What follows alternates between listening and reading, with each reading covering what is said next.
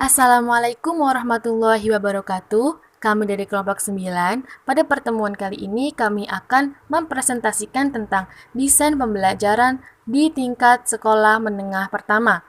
Adapun anggota kelompok 9 yaitu Putri Anisyah, Alfiah, dan Karmila. Tujuan dibuatnya presentasi ini adalah untuk memenuhi tugas terstruktur pada mata kuliah kajian kurikulum yang diampu oleh Ibu Emma Huzaimah. Baik, langsung saja saya Putri Anisyah akan sedikit membahas tentang pengertian desain pembelajaran. Desain pembelajaran adalah pengembangan secara sistematis dari spesifikasi pembelajaran dengan menggunakan teori belajar dan pembelajaran untuk menjamin kualitas pembelajaran.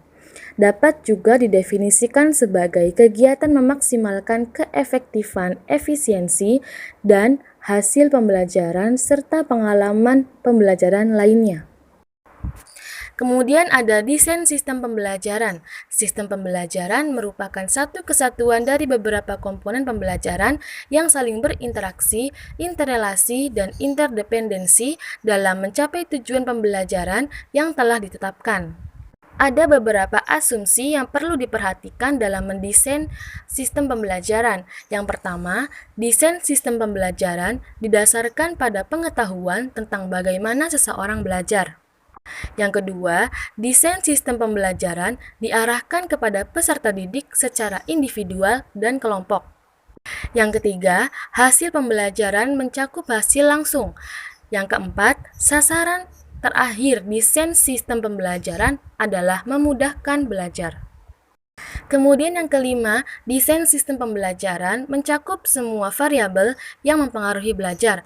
Dan yang keenam, inti desain sistem pembelajaran adalah penetapan silabus, RPP atau Rencana Pelaksanaan Pembelajaran yang meliputi metode, media, skenario, sumber belajar, dan sistem penilaian yang optimal untuk mencapai tujuan yang telah ditetapkan. Baik, saya Karmila. Di sini saya akan melanjutkan pembahasan mengenai komponen utama desain pembelajaran. Untuk merancang dan mengembangkan sistem pembelajaran dipengaruhi oleh beberapa komponen sebagai berikut. Yang pertama, kemampuan awal peserta didik dan potensi yang dimiliki. Yang kedua, tujuan pembelajaran secara umum dan khusus adalah pembelajaran kompetensi yang akan dikuasai oleh peserta didik. Yang ketiga, analisis materi pembelajaran yang digunakan untuk mencapai tujuan pembelajaran.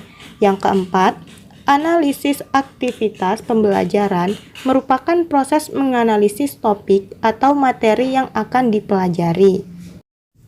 Yang kelima, pengembangan media pembelajaran yang sesuai dengan tujuan, materi pembelajaran, dan kemampuan peserta didik. Yang keenam, strategi pembelajaran dapat dilakukan secara makro dalam kurun 1 tahun atau mikro dalam kurun 1 kegiatan belajar mengajar. Yang ketujuh, sumber belajar adalah sumber-sumber yang dapat diakses untuk memperoleh materi yang akan dipelajari. Dan yang terakhir, penilaian belajar tentang pengukuran kemampuan atau kompetensi yang dikuasai oleh peserta didik. Selanjutnya, karakteristik desain pembelajaran. Mendesain pembelajaran bukanlah suatu pekerjaan yang dilakukan secara tiba-tiba, bukan pula suatu perencanaan tanpa prosedur sistematis, melainkan harus merujuk pada model-model desain yang memiliki karakteristik yang jelas. Desain pembelajaran harus berorientasi pada peserta didik, berorientasi pada tujuan, terfokus pada pengembangan dan peningkatan kinerja. Hasil belajar dapat diukur dengan cara yang valid dan terpercaya. Selain itu, desain pembelajaran mengandung hal-hal yang empiris, berulang, dapat dikoreksi sendiri, dan merupakan usaha yang dilakukan secara bersama. Saya Alfiah. Di sini saya akan melanjutkan penjelasan mengenai karakteristik desain pembelajaran. Yang pertama yaitu desain pembelajaran berpusat pada siswa. Yang dimaksud di sini adalah desain pembelajaran seharusnya mempertimbangkan suatu pendekatan pembelajaran yang berpusat pada peserta didik. di mana peserta didiklah yang mempengaruhi konten, aktivitas, materi, dan fase belajar. Kemudian yang kedua, yaitu desain pembelajaran berorientasi pada tujuan. Yang dimaksud di sini yaitu mendesain pembelajaran dengan menyajikan tujuan secara akurat merupakan titik sentral dalam proses desain pembelajaran.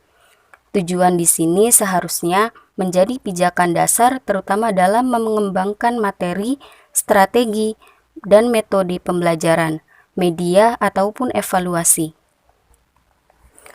Kemudian yang ketiga, desain pembelajaran berfokus pada pengembangan atau perbaikan kinerja peserta didik, yaitu desain seharusnya diarahkan pada upaya perbaikan yang berarti suatu perbuatan untuk meningkatkan atau membuat lebih baik dalam hal kualitas, nilai, atau kegunaan.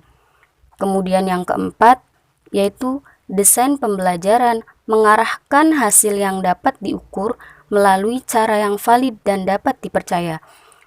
Di sini maksudnya yaitu mengembangkan instrumen pengukuran hasil belajar yang valid dan dapat dipercaya tertentu merupakan harapan semua peserta didik.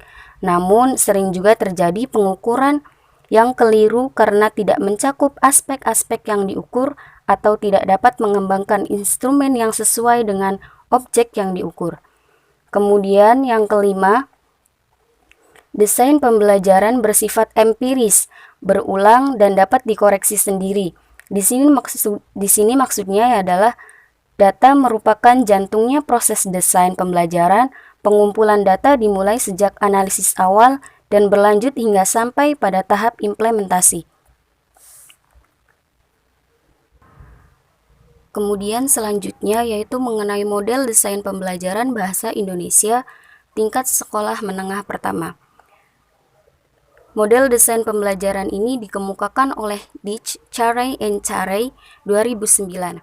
Yang pertama, mengidentifikasi tujuan pembelajaran, yaitu dengan menemukan kemampuan atau kompetensi yang perlu dimiliki peserta didik setelah menempuh program pembelajaran. Kemudian yang kedua, melakukan analisis instruksional. Di sini maksudnya yaitu dengan melakukan analisis instruksional, yaitu dengan prosedur yang digunakan untuk menemukan keterampilan dan pengetahuan yang relevan dan diperlukan oleh peserta didik atau mencapai kompetensi. Kemudian yang ketiga, yaitu dengan menganalisis karakteristik peserta didik dan konteks pembelajaran. Di sini maksudnya adalah analisis konteks meliputi kondisi-kondisi terkait dengan keterampilan yang dipelajari peserta didik dan situasi tugas yang dihadapi oleh peserta didik, namun menerapkan pengetahuan dan keterampilan yang harus dipelajari. Sedangkan analisis karakteristik peserta didik adalah kemampuan aktual yang dimiliki oleh setiap peserta didik. Kemudian yang keempat yaitu dengan merumuskan tujuan pembelajaran yang khusus. Di sini maksudnya adalah dengan dasar analisis instruksional tersebut, maka dirumuskan tujuan pembelajaran khusus yang akan menjadi harapan atau gambaran dari perilaku peserta didik setelah menerima pembelajaran. Kemudian yang kelima yaitu mengembangkan instrumen penilaian. Alat penilaian ini menjadi salah satu feedback dalam pembelajaran untuk mengetahui ketercapaian tujuan dan kompetensi khusus yang telah dirumuskan. Kemudian yang ke-6 yaitu dengan mengembangkan strategi pembelajaran. Strategi pembelajaran yang dipilih adalah strategi pembelajaran yang dapat dijadikan jembatan atau media transformasi apakah mendukung ketercapaian kompetensi yang telah dirumuskan. Kemudian yang ke-7, mengembangkan dan memilih bahan ajar. Dalam langkah ini, pengembangan bahan ajar disesuaikan dengan tujuan pembelajaran atau kompetensi yang telah dirumuskan. Kemudian yang ke-8 yaitu dengan merancang dan mengembangkan evaluasi formatif. Setelah draft rancangan tentang program pembelajaran selesai dikembangkan, maka evaluasi formatif ini berfungsi sebagai alat untuk mengumpulkan data, kekuatan, dan kelemahan program pembelajaran yang telah dirancang. Kemudian yang kesembilan yaitu dengan melakukan revisi terhadap program pembelajaran. Langkah ini dilakukan setelah mendapatkan masukan dari evaluasi formatif terdapat draft program. Kemudian yang terakhir yaitu yang ke-10 dengan merancang dan mengembangkan evaluasi sumatif. Evaluasi sumatif merupakan evaluasi puncak terhadap program pembelajaran yang telah dirancang. Setelah program tersebut dilakukan evaluasi formatif dan dilakukan revisi terhadap produk, maka evaluasi sumatif itu dilakukan. Baik, mungkin sekian yang dapat kelompok kami sampaikan. Kurang lebihnya mohon dimaafkan. Semoga apa yang kami sampaikan dapat bermanfaat untuk teman-teman semua. Kami akhiri, wabillahi taufiq wal hidayah. Wassalamualaikum warahmatullahi wabarakatuh.